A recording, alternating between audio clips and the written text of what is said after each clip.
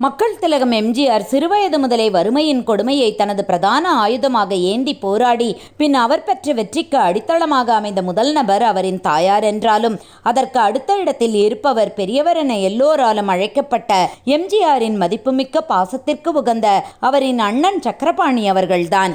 எம்ஜிஆரின் 2.5 வயதில் திடீரென உடல் நலிவுற்ற எம்ஜிஆரின் தந்தை மரணப்படுக்கையில் பெரியவர் சக்கரபாணியின் கைகளை பற்றி கொண்டு தம்பியை கண்போல் காத்துக்கொள் என்று கூறியபடியே உயிர் துறந்தார். தந்தையின் இறுதி வார்த்தைகளை மறவாது தன் கண் போன்று எம்ஜிஆரை பாதுகாத்து வந்தவர்தான் பெரியவர் சக்கரபாணி அவர்கள். இவர்களது சகோதர பாசத்தை நன்கு அறிந்த மூதறிஞர் ராஜாஜியே இவர்களை பற்றி மற்றவர்களிடம் குறிப்பிடும்போது ராமலட்சுமணர்கள் என்றே கூறுவார். அப்படி ஈருடல் ஓர் உயிராகவே இருவரும் வாழ்ந்தனர். இதற்கு இவர்களது தாயாரின் வளர்ப்பு முறையே பிரதான காரணமாக இருந்தது. எம்ஜிஆரின் அரசியல் பொது வாழ்விலும் தனிப்பட்ட வாழ்விலும் ஏற்படும் சோதனைகளின் போதும் நெருக்கடிகளின் போதும் ஏற்படும் காயங்களுக்கு மருத்துவராக இருந்து செயல்பட்டு அவரின் இன்னல்களுக்கு ஆறுதலாக இருந்ததில் முதல் பங்களிப்பும் முக்கிய பங்களிப்பும் பெரியவர் சக்கரபாணி அவர்களுக்கே இருந்தது.